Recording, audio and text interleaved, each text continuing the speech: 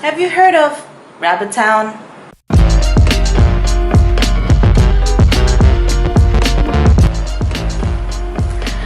In early April 2018, Bandung made international headlines because of Rabbit Town, a selfie tourism destination. Now, it was controversial because there were three artworks that were said to be extremely similar to works made by international artists. Now, with that combination, I just had to see it for myself. So I paid them a visit.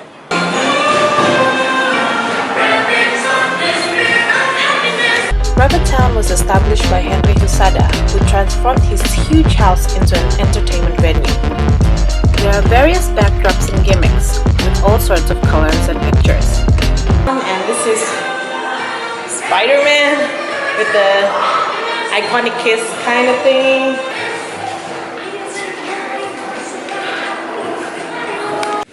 Real doves.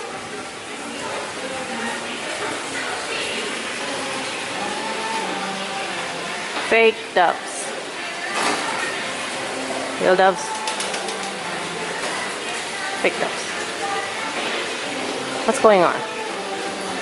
Amongst the backdrops, rabbit ceramics, and private animal collections are the artworks allegedly copying international work, which are the Urban Lights from Chris Burden, Obliteration Room by Yayoi Kusama,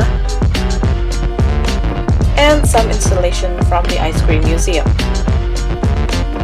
Honestly, these copies weren't well executed, of course because they didn't have to be.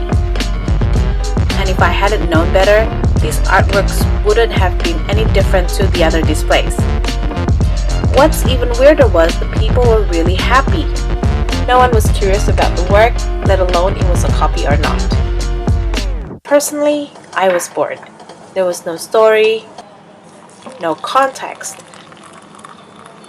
But I'm not a fan of selfies, so clearly this wasn't a place for me. But it got me thinking, is there really anything authentic in this world? Isn't the magic word inspired? And is it okay to visit places like this? And can somebody really reap money after copying somebody else's work? Bandung used to be the city of creative people and creative ideas. It even made the 65th issue of Monocle magazine as the city of creative businesses. But with the existence of Rabbit Town, is Bandung losing it? Fortunately, not too far from Rabbit Town is Nuart Sculpture Park, which is a gallery/park that belongs to Nuart, one of my favorite artists. Settling in Bandung, he created a gallery displaying his work, which were inspired by various things, including the strong women in his life, his family, the environment, and even important events. Not only are the artwork interesting, there are interns around the gallery that can tell the story of most pieces. Jadi ini patung ini tuh namanya nightmare, mimpi buruk gitu.